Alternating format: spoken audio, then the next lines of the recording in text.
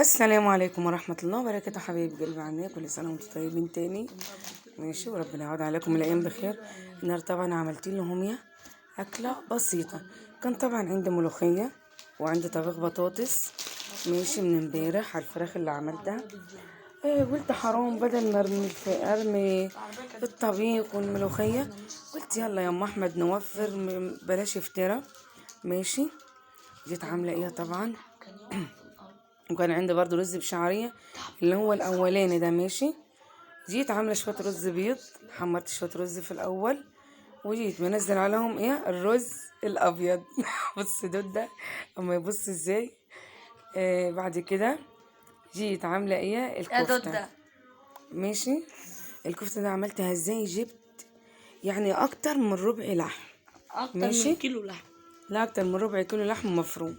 جيت حاطة عليها نص بصل. ماشي، شايفين ماسكة وزي الفل. شايفين والله زي العسل، الله اكبر. جيت عاملة ايه يا جماعة؟ قلت لكم ربع لحم ويمكن 100 جرام تاني.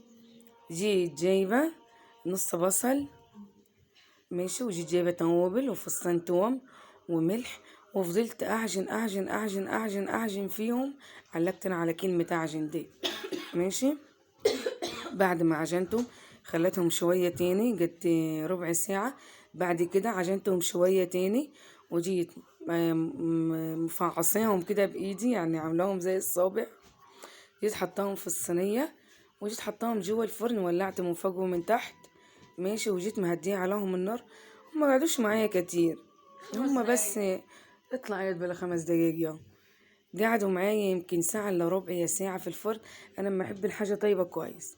وجيت حط طبعا شوية البطاطس برضه جوه الفرن بالصينية.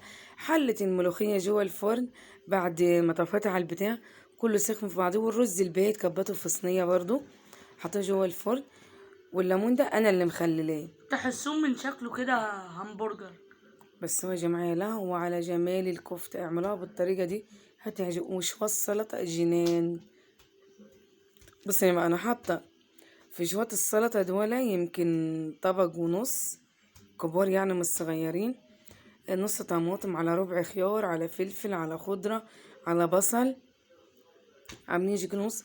حاطه 7 ليمونات، بس الطعم بتاعها كفايه المزازه بس.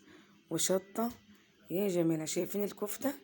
يعني لما كل واحد يا جماعه ياخد 3 كفتات وحشين مش وحشين ونقول الحمد لله ونبص ايدينا وش وضهر، صح ولا لا؟ يلا، وعندك بيت اعمل الاكل الجميل ده. يلا سلام.